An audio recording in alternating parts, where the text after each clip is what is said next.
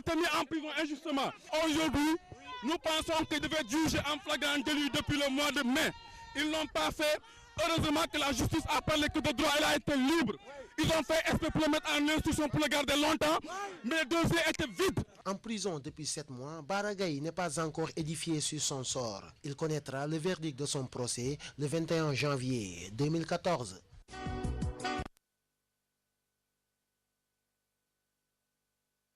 Bara Gaye, justement, il attendra justement son verdict définitif.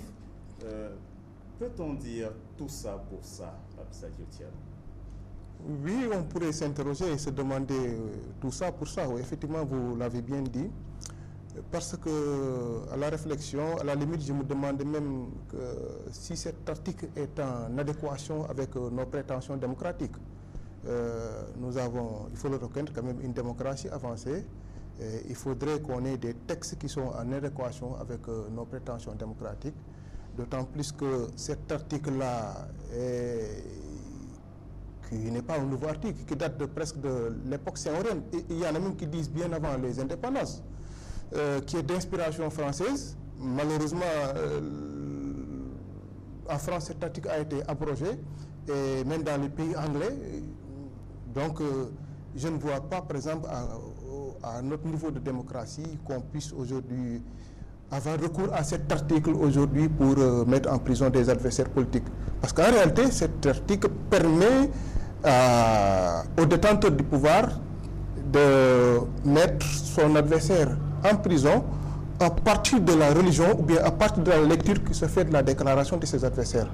Bon, je trouve un peu dommageable. Bon, peut-être que le président de la République, qui est concerné, principalement concerné, j'estime que c'est un démocrate, il va en tirer toutes les leçons qu'il juge nécessaire pour pouvoir abroger cet article.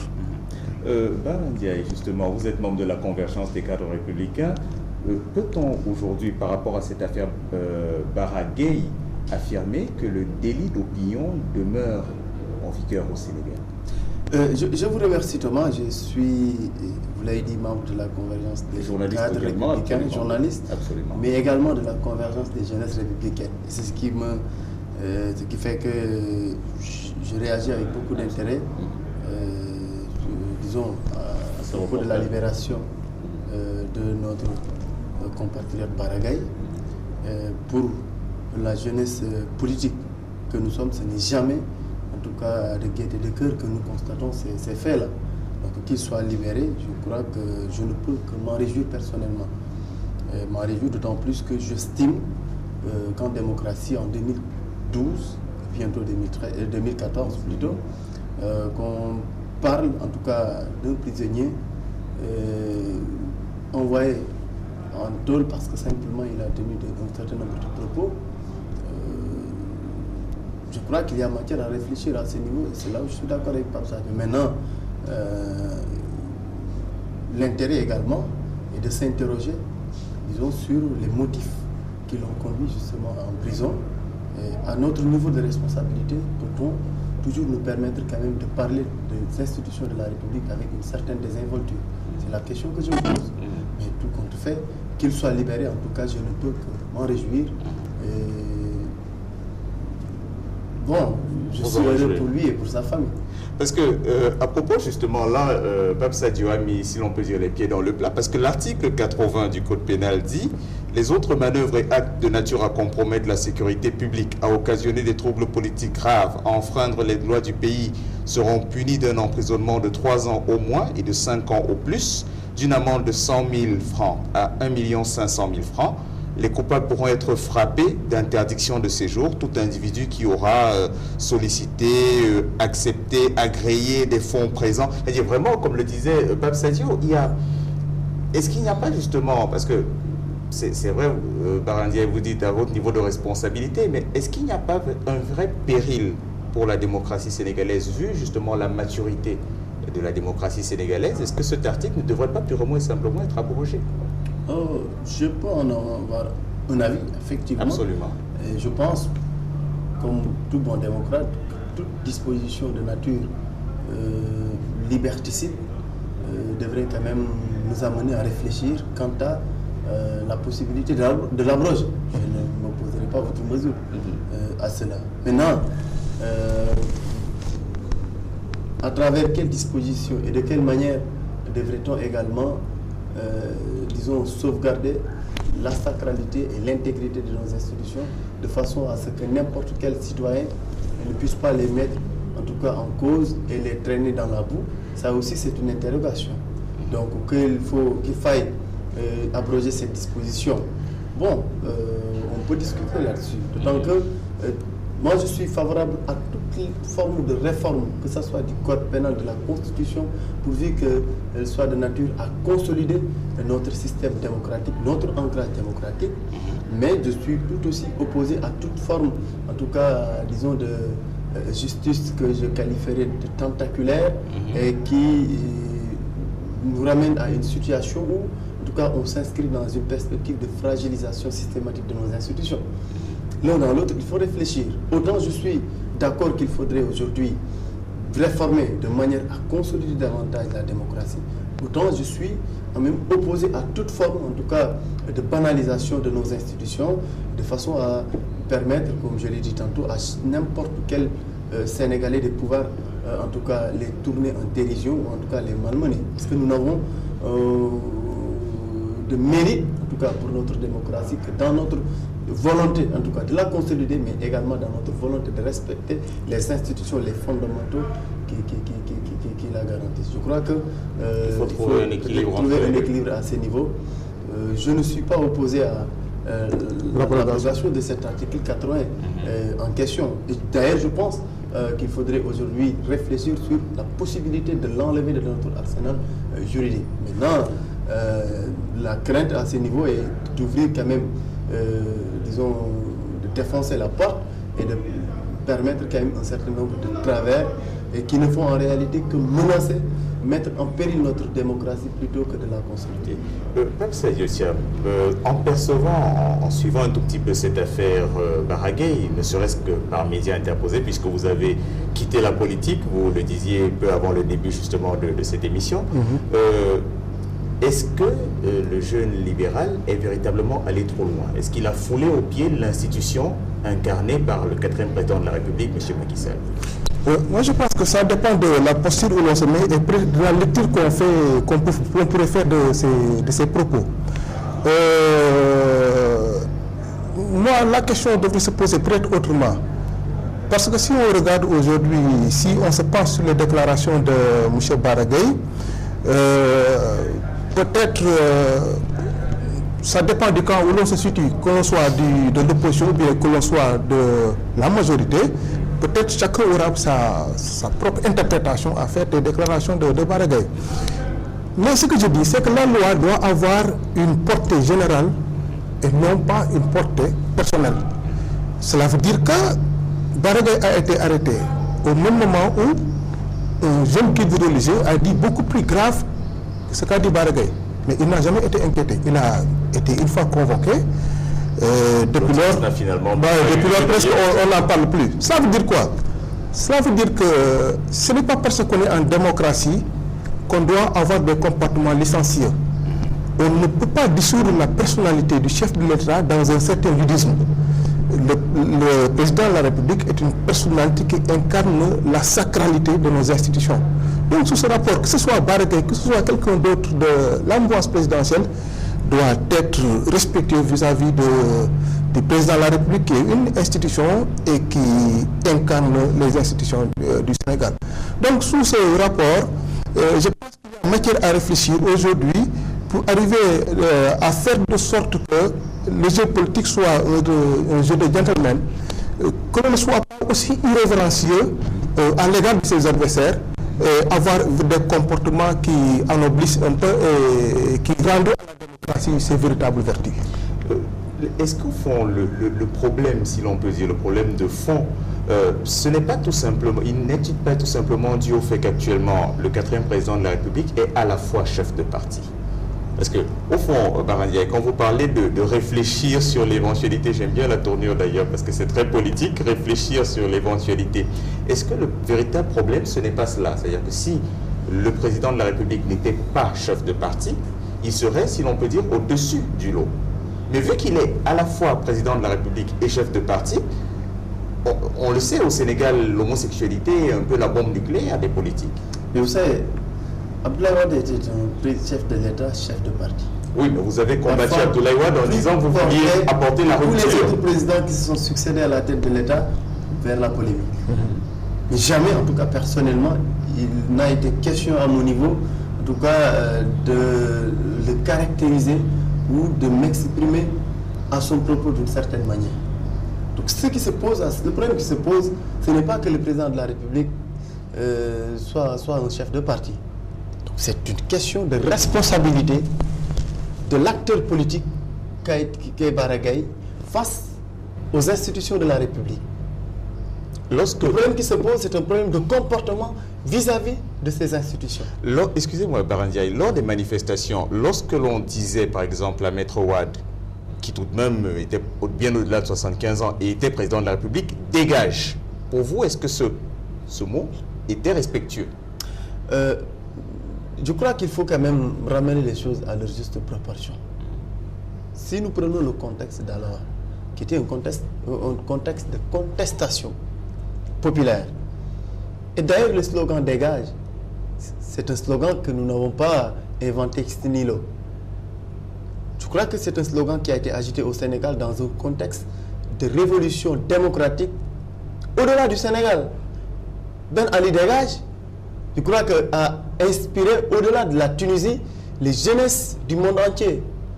Au Yémen, c'est exactement le même slogan qu'a utilisé la jeunesse quand il s'est agi de réclamer le départ de Ali Abdallah Saleh. En Égypte, Moubarak. Au Maroc, à un moment donné, quand il y a eu les premières velléités, en tout cas de contestation, disons, des pouvoirs tentaculaires de la monarchie. Donc je crois qu'il faut quand même recentrer les choses dans leur contexte et comprendre pourquoi, à l'époque, le slogan le plus utilisé à l'époque, c'était « Wade dégage ». Wade dégage, non pas parce qu'il fallait systématiquement user de la force pour qu'il dégage, ce qui était aux antipodes de la Constitution et de la démocratie, mais Wade dégage pour tout simplement indiquer qu'il était nécessaire aujourd'hui, à l'époque, que le Sénégal s'engage résolument dans la voie du changement démocratique. Maintenant, si nous sortons de ce contexte pour revenir un tout petit peu sur le propos que moi je considère comme étant très malencontreux de Baragaï à l'endroit du chef de l'État, parce que quand même, ce n'est pas Macky Sall, le président de l'Alliance pour la République, qui l'a interpellé, c'est Macky Sall, le président de la République. Il a même parlé de l'État du Sénégal, un gouvernement où il y avait, excusez-moi du terme, je n'ose même pas revenir sur le mot. Donc je crois que fondamentalement, c'est notre responsabilité, notre éthique de responsabilité qui est interpellée à ce niveau. Et je crois que qu'on soit de l'opposition et du pouvoir, nous devons quand même nous abstenir de certains écarts. C'est de la même manière que ce serait quand même très regrettable et condamnable qu'un jeune du pouvoir que je suis s'en prenne d'une certaine manière à l'opposition avec à peu près les mêmes termes et les mêmes mots. On a le précédent Ahmed Suzanne Camara. Mais oui, moi des comportements comme celui d'Ahmed Suzanne Camara, mais je les condamne avec la dernière énergie. Des comportements de ce genre n'ont pas leur place dans la République, n'ont pas leur place, en tout cas, aux côtés du président de la République. Et qu'on se targue d'être un partisan de Macky Sall ou un membre de l'Alliance pour la République, ça ne nous autorise pas, en tout cas, de parler des autres d'une certaine manière. Ce sont ces genres de comportements, ces genres de propos que je condamne au-delà des personnes. Je crois que c'est extrêmement important. Ok, alors nous allons peut-être un tout petit peu avancer, à moins que vous souhaitiez ajouter quelque chose sur ce sujet. Oui, à ce sujet, vous avez parlé du statut du président de la République qui est en même temps président de la République et président de l'Alliance pour la République. Je pense que du point de vue juridique, ce qui pose problème, c'est ce dédoublement fonctionnel. Je l'appelle un dédoublement fonctionnel qui, à mon avis, mérite une très grande réflexion. Et dans le cadre de la réforme de nos institutions, bon, je parle de la réforme de nos institutions parce que ce cas s'était posé en 2012, lorsqu'il a fallu signer la charte de bonne gouvernance. Le président de la République avait dit qu'il signait la charte de bonne gouvernance, mais avec des réserves.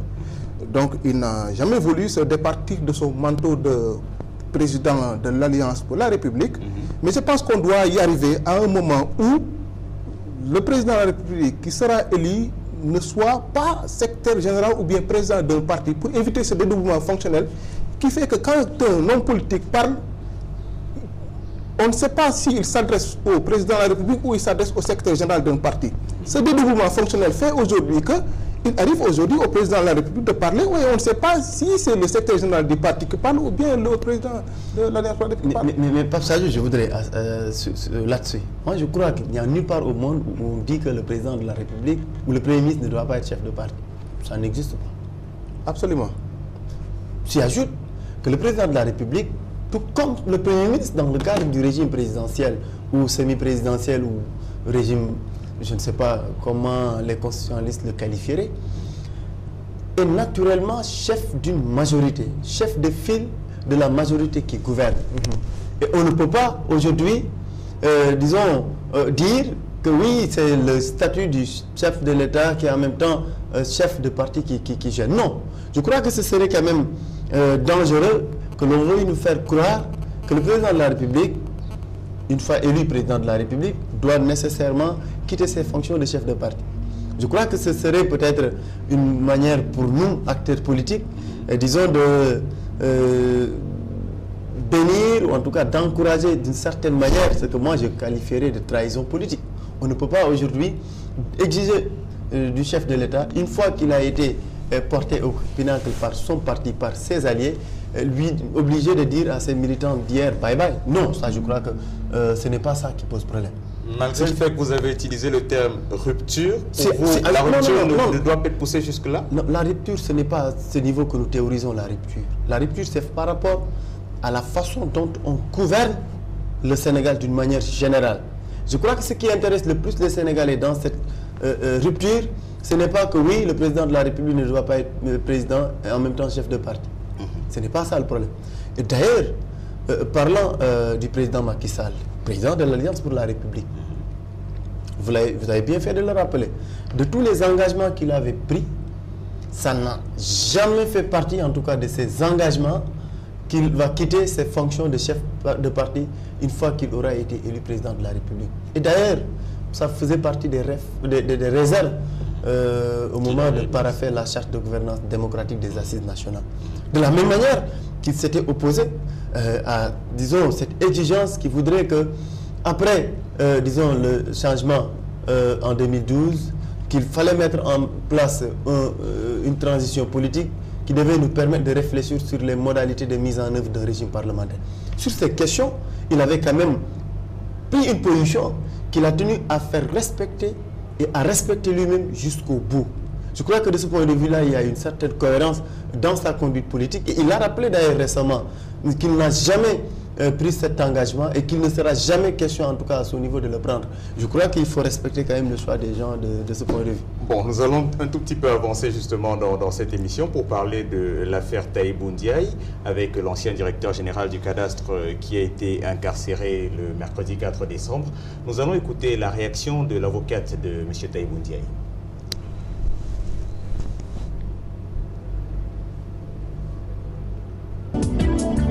Il reste ferme sur ses positions. Il n'a rien ajouté. C'est tout. Il ne libère pas les biens? Mais ce n'est pas une question de libérer ou de ne pas libérer les biens. Il a fait une médiation pénale. Cette médiation pénale, il appartient à l'État de l'exécuter tout simplement. La non-exécution de cette médiation ne relève pas de Tahibou Ndiaye. Si c'est un bien qui est au nom de l'État, comment demander que ce soit muté à nouveau au nom de l'État?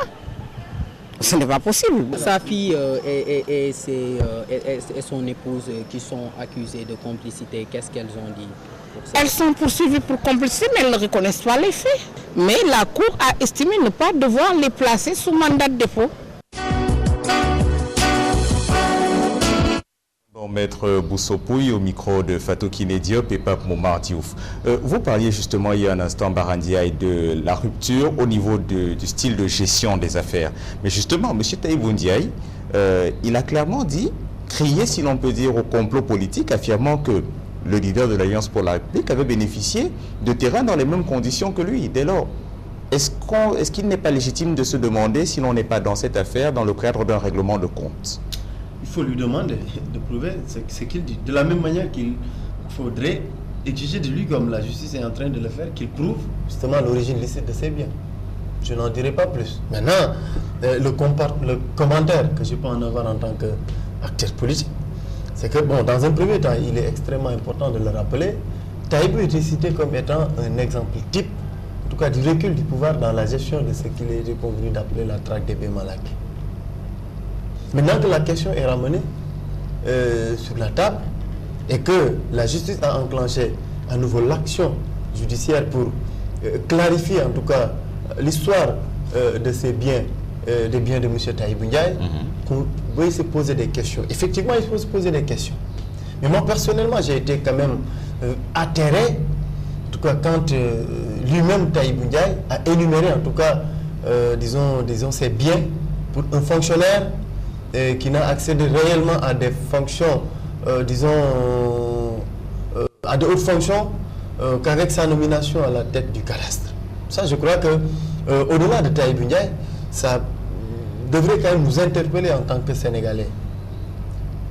Ça devrait nous amener à nouveau à nous poser des questions sur le rapport, disons, au bien public, disons, des responsables de l'État.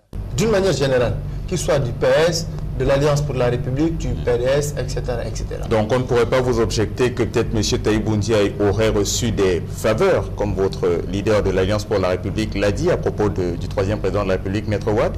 Si Macky Sall en a bénéficié, mais il faut le prouver.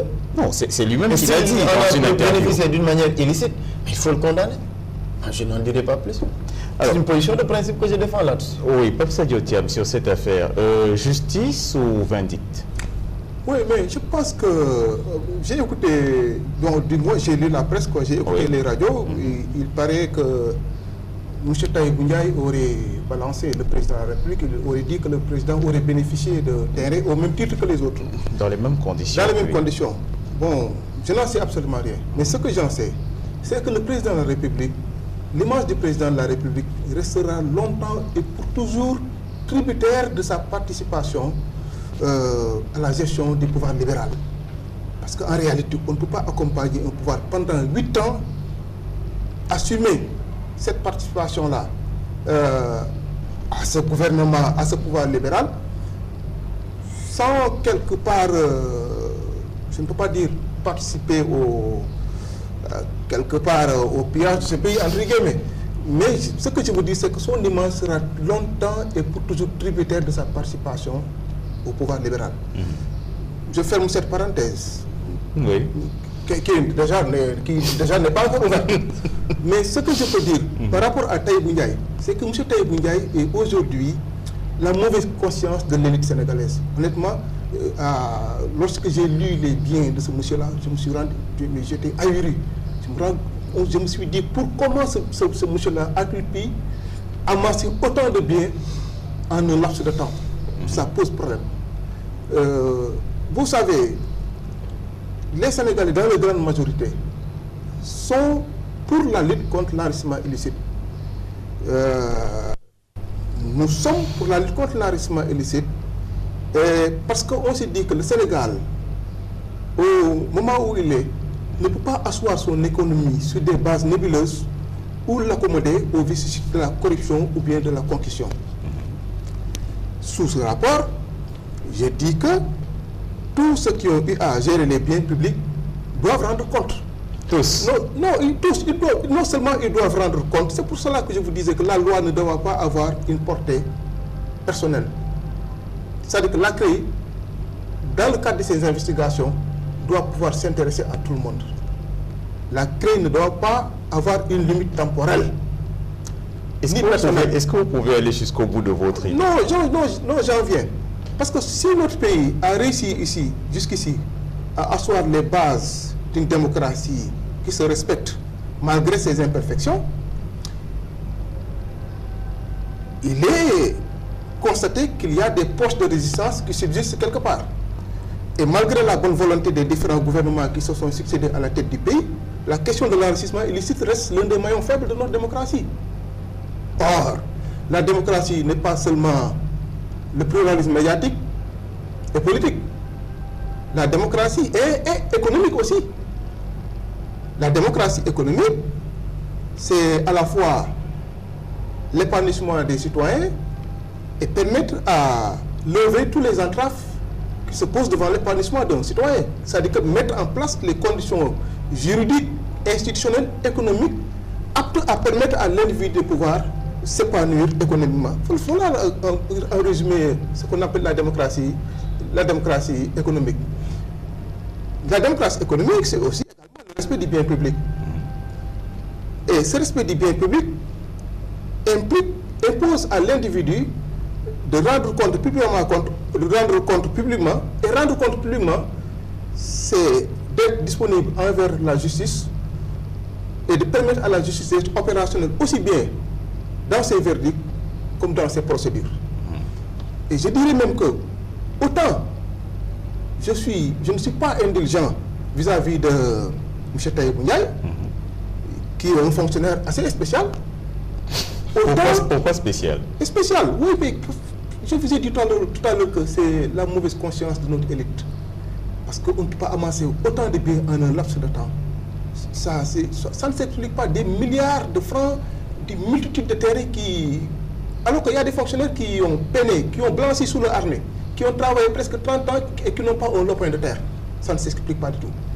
Autant je suis moins indulgent vis-à-vis de M. Taïb Ndiaye, oui. Puisque nous parlons de la Cour de répression de l'enrichissement illicite, autant la seconde inculpation, la seconde mise en demeure de Karim Wade, puisqu'on est dans le cadre de la CREI. Absolument. La seconde mise en demeure de Karim Wade me pose problème. Parce qu'il s'agit d'un même patrimoine? Non, ça me pose problème parce que c'est une aporie juridique. Je ne suis pas l'avocat de M. Karim Wade, mais on est dans le cadre de la CREI, on est dans le cadre de la traite des biens mal acquis. Et nous devons être conséquents avec nous. Parce que le délit d'enrichissement illicite s'attache à un patrimoine considéré comme général et indivisible. Absolument. Si vous êtes suspecté d'enrichissement illicite, vous devez de prouver l'origine licite de vos biens à partir de votre patrimoine considéré comme général et indivisible. Ensuite, il se pose le fait que il ne saurait y avoir deux inculpations pour un même délit. Ça ne s'explique pas. C'est cette aporie juridique-là que je condamne. Non seulement je le condamne, mais je me demande où est la société civile sénégalaise. Et vous me permettez de dire un petit mot sur la société civile. Parce qu'on est à un tournant de notre histoire politique. En 2012, on avait vu la société civile s'était mobilisée contre la seconde, comment dirais-je, la candidature de Maître Wade. Mais aujourd'hui, les témoins de la société civile, où sont-ils? C'est la question que tout le monde se pose aujourd'hui. Bon, à ce niveau, si les Sénégalais sont autant désabusés par les politiques, mais aujourd'hui, vous faites une petite enquête au sein de la population, vous vous rendrez compte que... On dit tous les mêmes.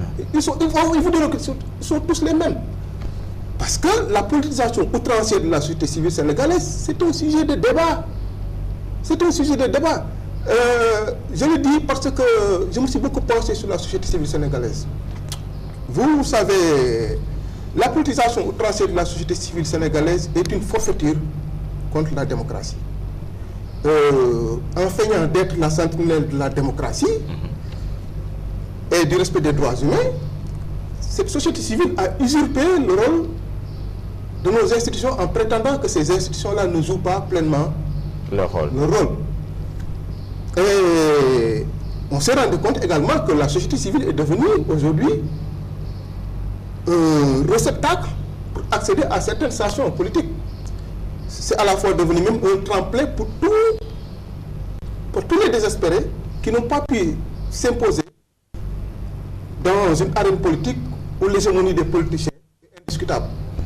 Vous savez, il y a Condorcet qui avait dit quelque chose qui était assez important et qui mérite réflexion. Condorcet avait dit que la vérité appartient à ceux qui la cherchent et non ceux qui prétendent la détenir. Or, nous avons une société civile qui s'érige de façon inadmissible en arbitre et en juge dont l'omniscience et la sagesse ne doivent pas être discutées. On en était arrivé à cette situation-là. Malheureusement, les Sénégalais se sont rendus compte que cette société civile-là, c'est une société civile qui est politisée à outrance. Et vous savez, aujourd'hui, vous vous rendez compte que ce qui était l'argent, la gloire, les honneurs, qui étaient les principaux objectifs de l'homme politique, sont en train d'investir systématiquement la société civile. Et entre la société civile et la société politique, le passage c'est devenu un peu contingent.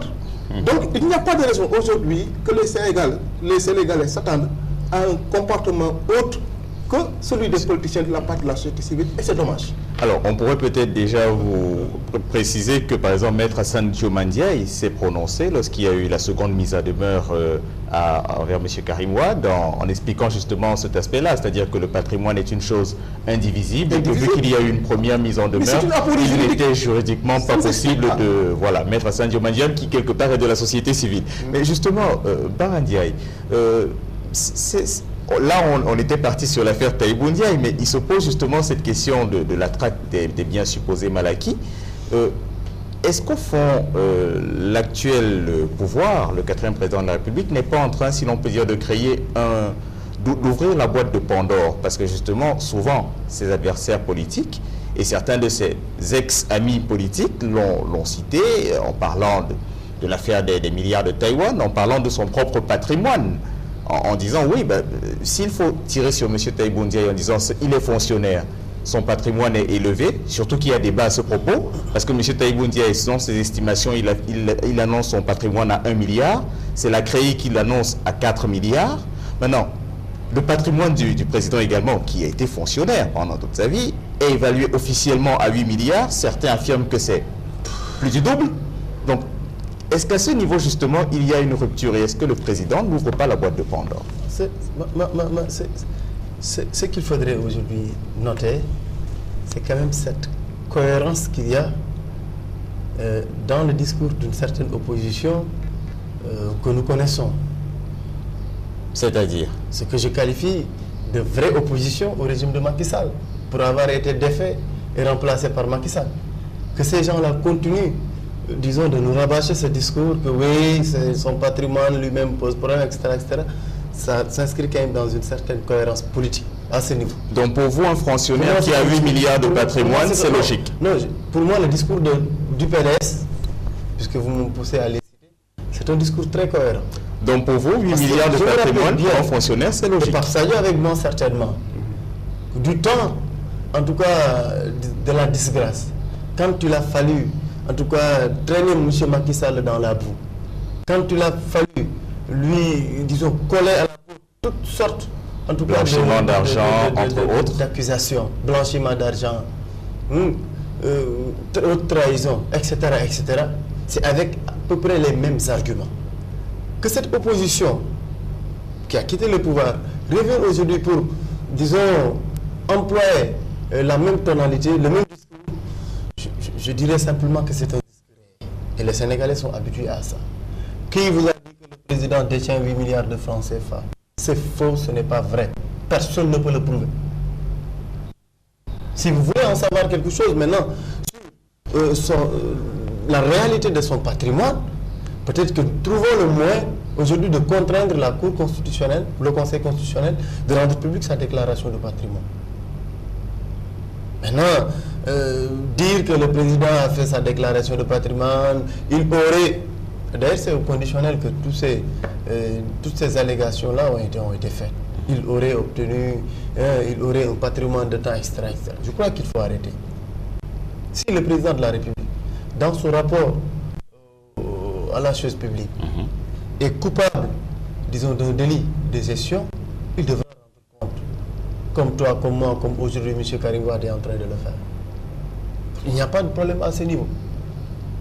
Maintenant, je comprends un certain discours, que oui, Tahibou est la mauvaise conscience de l'élite sénégalaise. Non, franchement, on est la mauvaise conscience de sa propre personne, de ses propres forfaits, de son propre comportement.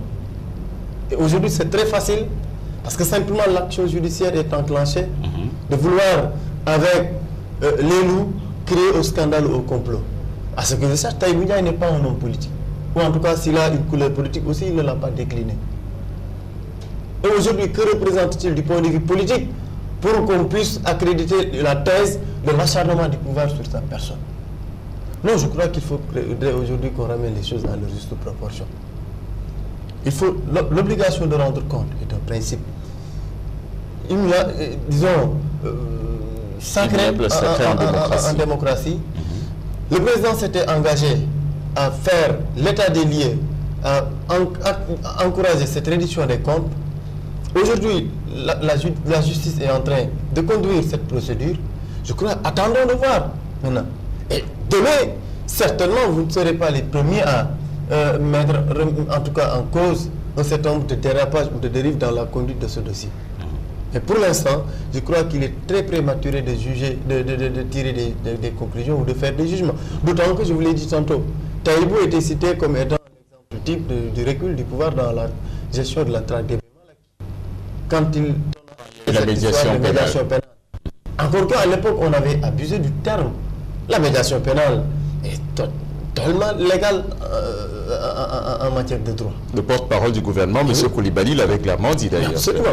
Donc que la justice est en train de faire son travail sur le cas Taïbou, sur le cas Kariwan et sur d'autres cas.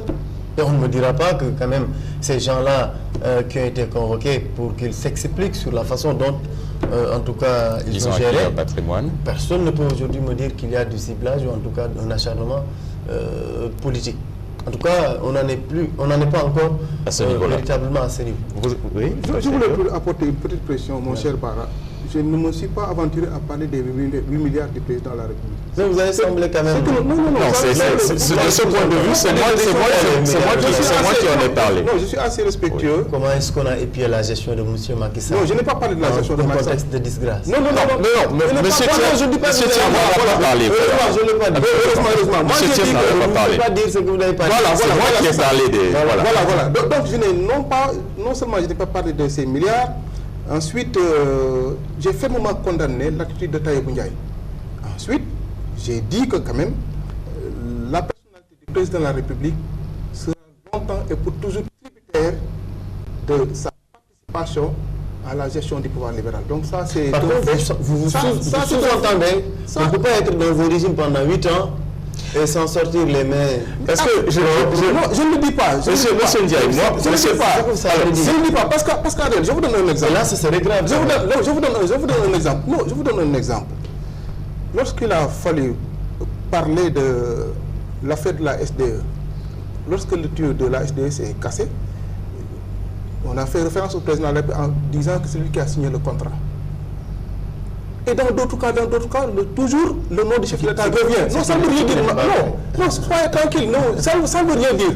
Ça ne veut rien dire parce qu'il a participé à la gestion du pouvoir libéral et lui-même l'assume. Il en a assumé. Et lui, il l'assume. Donc son image sera toujours tributaire de cette participation-là. Et c'est pas grave. Ça signifie quoi? Ça ne signifie absolument rien du tout. Oui, mais quand même, dans le cadre d'un débat comme celui-ci, on est obligé de parler des faits et des faits qui sont palpables et peut-être vais-je m'avancer un peu plus sur le point sur lequel évoqué par Pape Sadio Thiam, c'est-à-dire que je me souviens avoir reçu M. Ma Antambo du PDS qui prenait une image en disant on ne peut pas prendre 3 personnes qui sont vêtues d'un boubou blanc, les mettre dans un fût d'huile, on les sort toutes ces personnes, et dire il y en a qui sont toutes rouges d'huile et il y en a d'autres qui ont un boubou immaculé. Ça, c'est une image qui ne me paraît même pas crédible. Qui ne me paraît même pas crédible à ce niveau. Parce que quand même... le sous-entendu est que le président actuel a participé à la gestion. Cela voudrait dire que dans le traitement de cette affaire, il y a du ciblage. Absolument, c'était tout à fait ce que M. Bois affirmait. Ce qu'il affirmait. Ce qui n'est pas encore le cas. En tout cas, moi, je n'ai pas encore la certitude ou la preuve qu'effectivement, il y a du ciblage ou de l'acharnement sur Massamba ou sur Madame. Moi, vous savez, personne ne me nourrit. Je garde intacte ma liberté de ton et mon indépendance d'esprit. Et les jours où je me rendrai compte effectivement que ce dossier-là est conduit d'une manière indélicate, croyez-moi, je le dirai en toute indépendance et avec toute la conviction qu'ici. Je n'ai pas de problème à ce niveau. Voilà. Alors, nous allons peut-être avancer un tout petit peu justement dans cette émission Actu en 7 pour parler de la célébration des 5 ans justement du parti dont vous êtes membre, Bara Ndiaye. C'était durant la journée du dimanche. La cérémonie vraiment riche en sons et en couleurs s'est déroulée dans un grand hôtel dakarois. L'on a vu le président de la République plutôt en forme d'ailleurs et on a pu l'entendre faire cette déclaration après tous les échanges qui ont eu lieu.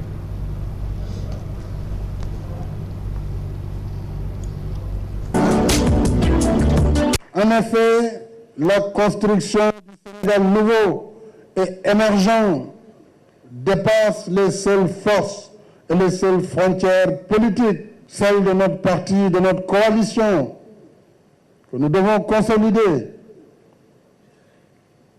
Vous le savez bien, aucune politique économique et sociale durable ne saurait être bâtie sans un large consensus politique et social. Mes chers camarades, nous avons aujourd'hui 5 ans. Que c'est peu dans la vie d'un parti politique, mais que c'est significatif pour un parti qui, bien avant l'âge de la maternelle politique, supposé, est déjà entré dans un cycle supérieur. 5 ans, chers camarades, c'est encore l'âge de la fragilité, avec son cortège de soucis et d'inquiétudes légitimes, surtout lorsque le parti n'est pas structuré. C'est pourquoi je vous invite et vous exhorte à être attentifs pour que notre beau bébé grandisse et s'épanouisse au printemps de nos rêves. 5 ans, c'est un moment de vérité et d'espoir. Très chers camarades, joyeux anniversaire. Happy birthday to you. Happy birthday to you, Appel. Happy birthday to you. Joyeux anniversaire. Joyeux anniversaire. Joyeux anniversaire, Appel. Alors, Bara Ndiaye, je vais peut-être remonter plus haut dans nos échanges. Tout au début, justement, lorsque nous parlions de l'affaire Bara Gaye, vous disiez il est important de préserver, je vous cite, la sacralité et l'intégrité des institutions. Oui. J'adhère à ce que vous dites, en adhérant à ce que vous dites, c'est-à-dire préserver la sacralité et l'intégrité des institutions. Le 4e président de la République sénégalaise, M. Macky Sall, est une institution. Oui. Le trio, président Macky Sall, M. Dembadji et M. Youssou N'Dour, est-ce que c'est conforme à l'image que l'on se fait d'une institution? Rien ne me gêne dans cette image, rien du tout. Un président qui chante à l'occasion de l'anniversaire de son parti, qui souhaite un joyeux anniversaire à son parti, à ses militants, qu'y a-t-il de gênant? Tout est logique, somme toute. Rien ne me gêne personnellement, en tout cas. Rien du tout. Pape Sadio Thiam, une institution qui chante. Toi, absolument pas, ça ne gêne pas, c'est pas interdit. C'est pas interdit. C'est pas interdit. Mais j'estime que, au-delà du fait que le président de la République ait chanté lors de cette messe, c'est une grande messe d'élégance pour la République. Au-delà de l'exubérance de Moustapha Cissé Lo qui distribuait en voiture en voilà beaucoup d'argent, au-delà également... Il a précisé que c'était des billets de 1000 francs et que ce n'était pas grand-chose. Oui, c'est pas important du point de vue de l'analyse, quoi. Différent. Par contre, c'est une image qui me gêne, personnellement. Voilà. Au-delà de l'extravagance d'un certain Moustapha Cissé Lo, ce qui est important, c'est que le président de la République, ou bien le secrétaire général de l'Alliance pour la République, était dans une certaine logique. Parce que la vocation de la politique, l'un des objectifs d'un parti politique, c'est de concourir au suffrage et pour arriver au pouvoir. Lorsqu'on arrive au pouvoir, le second pilier, c'est de pouvoir consolider ce pouvoir-là et la conserver. Donc le président de la République, la messe de l'Alliance pour la République, s'inscrivait dans cette optique. C'était dans l'optique de conserver un pouvoir et de le renforcer. Et on a vu un président de la République qui était en train de jouer sa fonction tribunicienne. Et une des caractéristiques essentielles de la fonction tribunicienne, c'est d'aller à la foire pour essayer de capter le maximum peut-être pas de suffrage, quoi, mais c'est peut-être influer sur l'opinion publique. Donc on a vu un secrétaire général d'un parti qui a voulu jouer sa fonction tribunicienne. Mais au-delà de tous ces aspects-là, ce que j'en tire moi-même en tant qu'observateur de la scène politique sénégalaise, c'est qu'on a vu également un président de la République qui est en train de construire son hégémonie. Et le propre de la construction d'une hégémonie s'opère à partir de deux piliers.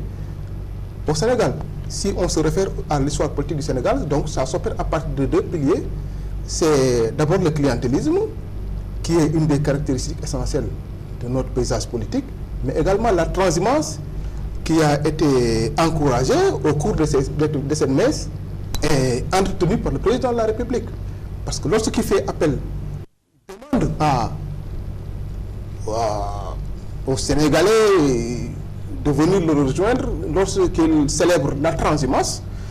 Bon, peut-être qu'il y a un recul par rapport au discours de fermeté qu'on avait jusqu'ici constaté et qui avait fait que peut-être les gens s'étaient dit que le président s'était inscrit dans la trajectoire d'un homme qui veut peut-être rationaliser ou bien moraliser la vie politique au Sénégal. Mais peut-être, sans être militant de l'APR comme M. Ndiaye, je pourrais quand même essayer de préciser des autres choses. La première, c'est que lors de cette grand-messe, justement, initialement, le siège présidentiel était placé sur une estrade, au-dessus de tout le monde, dominant tout le monde, une espèce de trône, là, un promontoire, avec en arrière-plan 5 ans. Oui.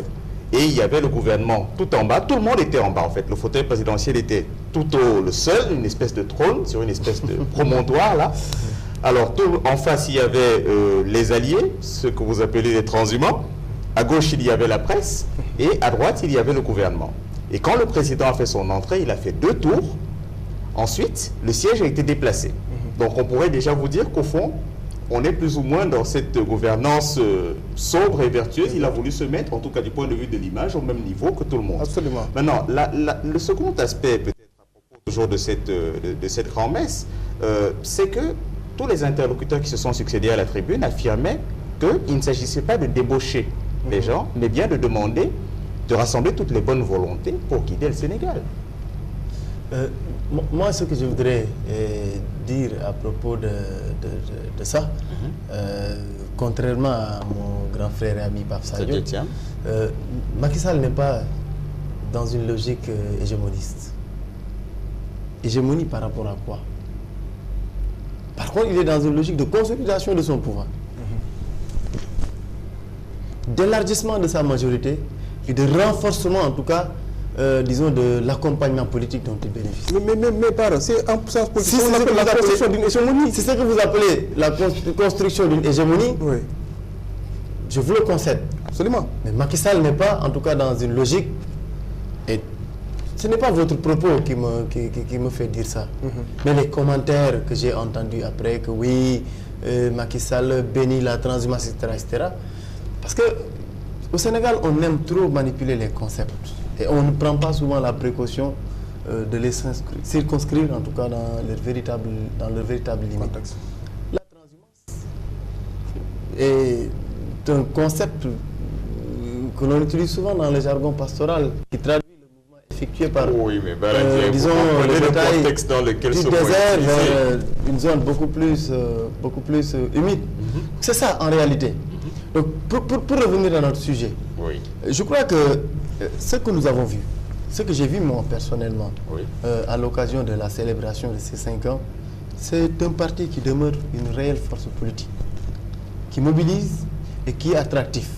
Et le fait qu'on assiste à cette participation massive, au-delà de l'Alliance pour la République, au-delà de Benno Bokk Yakaar, est un agrément, en tout cas, de force politique, d'acteurs qui n'étaient pas forcément dans la dynamique de l'alternance, mais qui croient pouvoir accompagner le président de la République dans sa volonté d'édifier le Sénégal, dans sa volonté, en tout cas, de construire une nouvelle République dans sa vocation en tout cas de développer le Sénégal et d'en faire un pays prospère. Ça ne vous gêne pas que des personnes qui sont avec le président de la République depuis pratiquement que le Sénégal a des présidents demeurent présentes là, lors de cette grand-messe justement? Le coût même de cette grand-messe, de ce spectacle Son et Lumière ne vous gêne pas par Indien?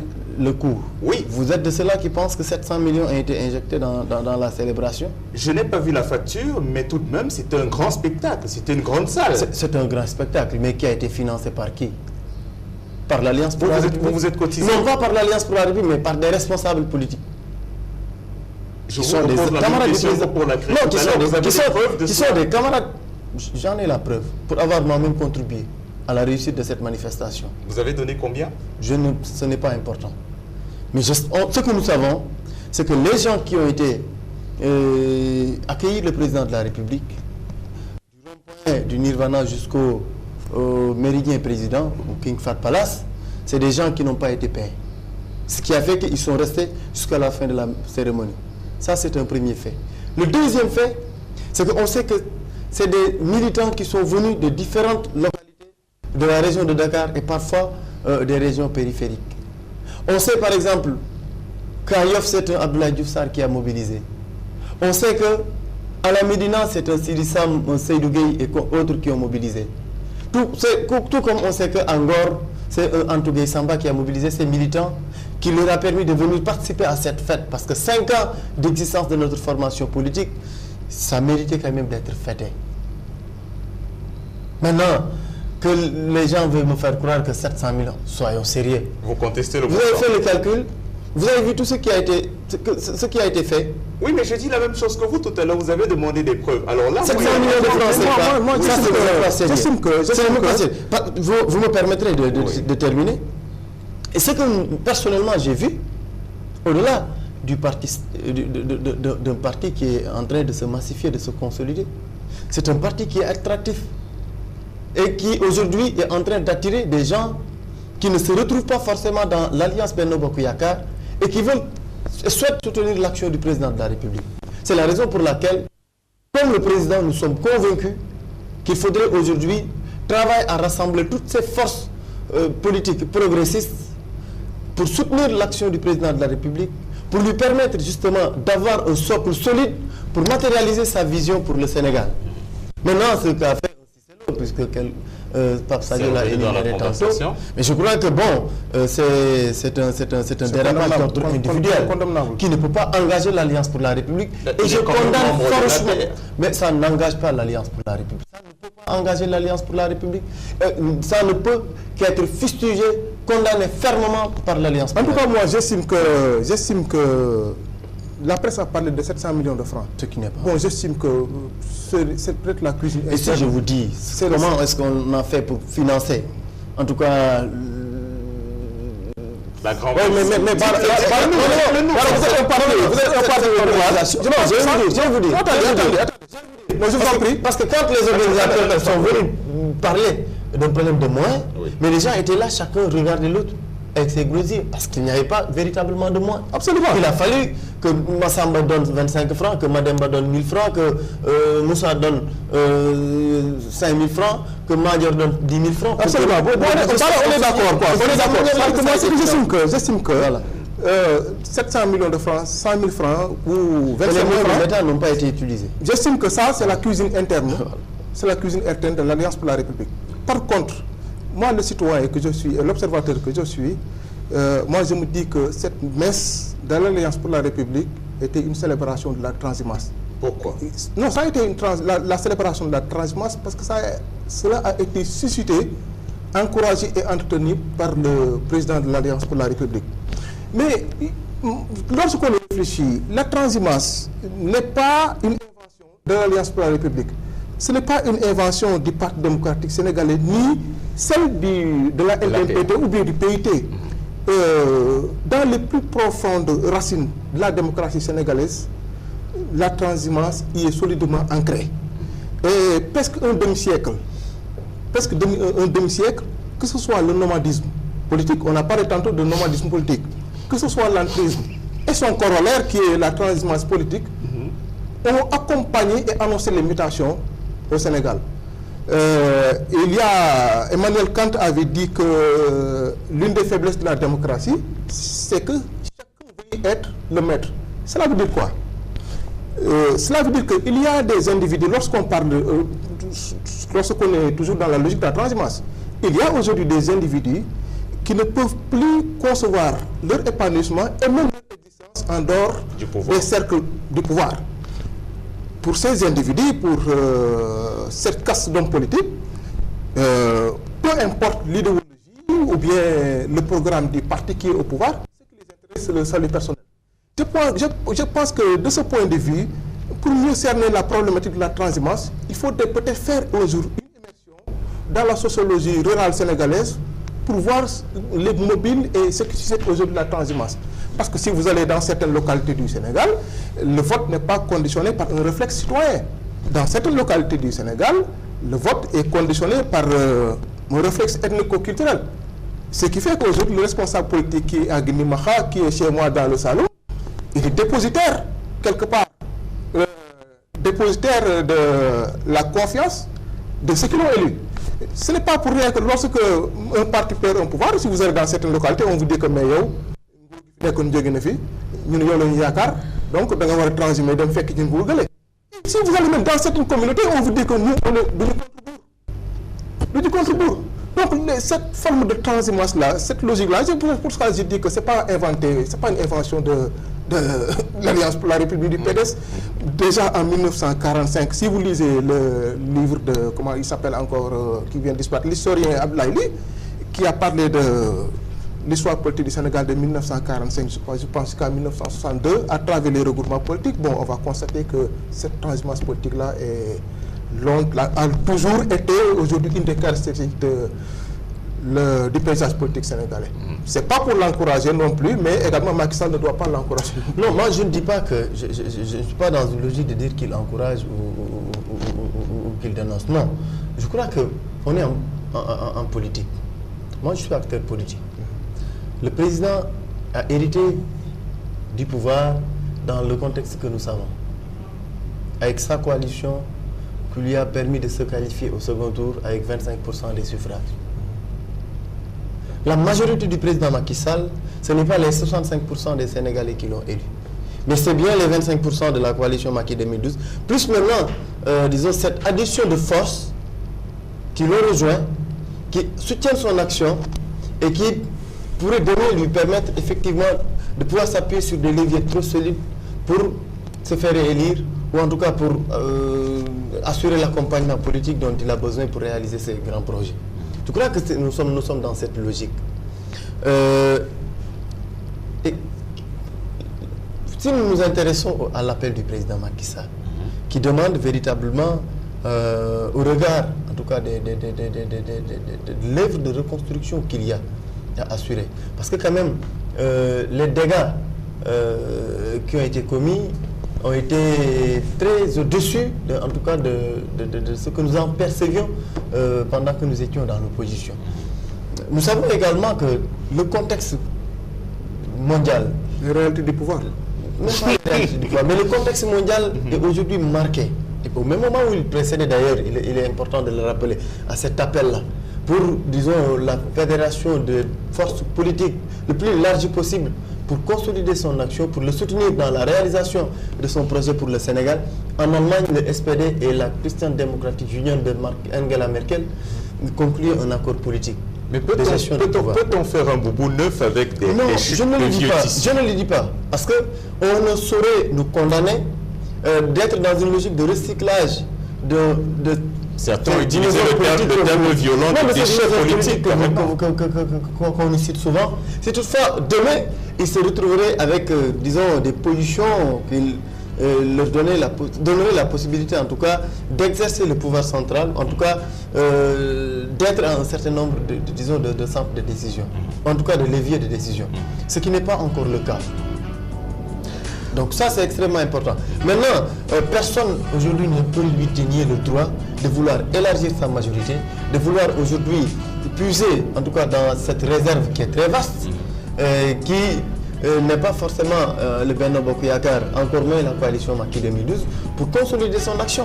Je crois qu'à ce niveau, quand même, on est dans une logique de consolidation de son pouvoir, et plutôt que de s'intéresser véritablement au mouvement que cela crée avec l'arrivée d'icônes, ou en tout cas d'identités remarquables de la scène politique sénégalaise. Je crois que ça aussi, c'est extrêmement important. Au-delà,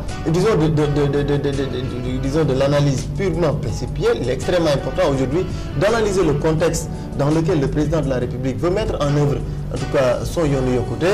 Qu'est-ce qu'il lui faut en termes de soutien et d'accompagnement politique pour pouvoir le réaliser? Posons-nous ces questions et à partir de ce moment, on trouvera la réponse à son appel vers un vaste rassemblement qui allait permettre à ces forces qui sont en dehors de sa coalition de pouvoir venir travailler à ses côtés. Alors, un mot dessus, Pape Sadio Thiam, peut-être, avant que nous sortions carrément de ce débat? Oui, bon, c'est... le mot que c'est... Bon, en tout cas, c'est que la question de la transhumance, aujourd'hui, avec l'émergence de nouvelles consciences citoyennes, je pense que cette pratique doit être bannie de l'espace politique sénégalais.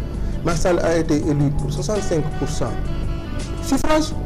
Il a une base populaire assez solide et assez large. Non, il est là-bas.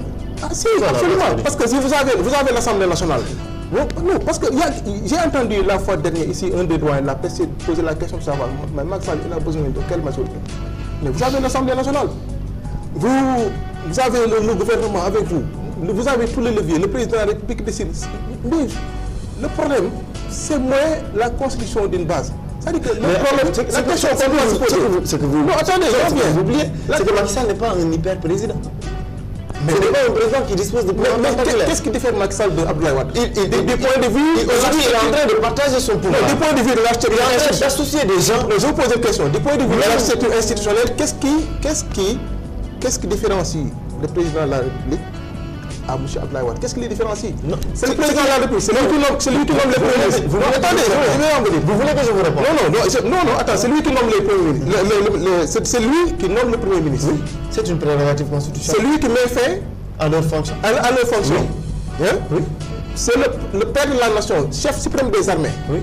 Mais qu'est-ce qui le différencie du président de la nation? Mais bref, moi je crois qu'on ne peut pas aujourd'hui comparer Macky Sall à Abdoulaye Wade. Non, je ne fais pas une comparaison. Dans l'exercice de la fonction présidentielle. Je ne fais pas une sorte de comparaison. Je ne fais pas une sorte de comparaison standardisée. Je parle de comparaison en termes d'architecture institutionnelle. Mais pas des personnalités, du point de vue de la personnalité. Macky Sall est un président qui partage des responsabilités. Oui.